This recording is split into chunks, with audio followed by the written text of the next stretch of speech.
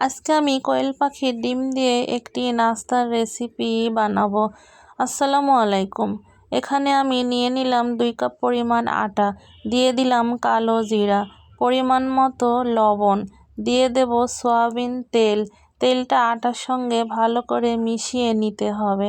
মেশানো হয়েছে, এখন আমি অল্প অল্প করে পানি দিয়ে একটি আটার ডো তৈরি করে নেব।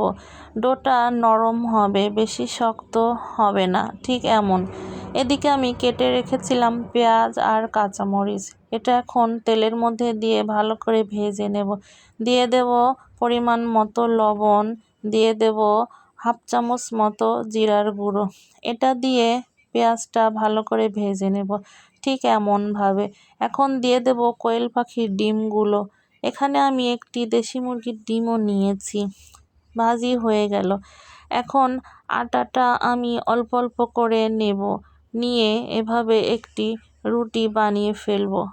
রুটিটা বেশি মোটা হবে না, পাতলা হবে। মাঝখান থেকে 2 টুকরা করে কেটে নিলাম। এখন আমি নাস্তার ভাঁজটা দিব।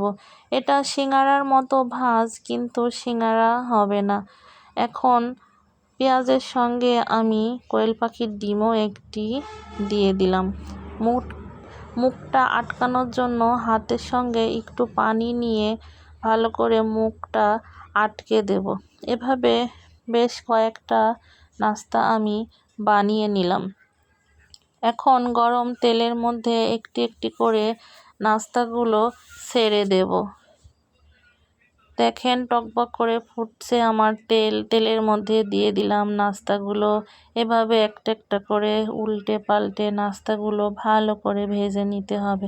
ভাজা হয়ে গেছে, এখন পরিবেশনের পালা। দেখেন নাস্তাগুলো দেখতে অনেক সুন্দর হয়েছে, খেতেও অনেক মজা। এর মধ্যে কোয়েল পাখির ডিম, খেতে এত মজা হয়েছে, আসলে আপনারা না খেলে বুঝতে পারবেন না। আপনারা একবার হলেও চেষ্টা করে দেখবেন এভাবে বানিয়ে খেতে, অনেক সুস্বাদু হয়েছে।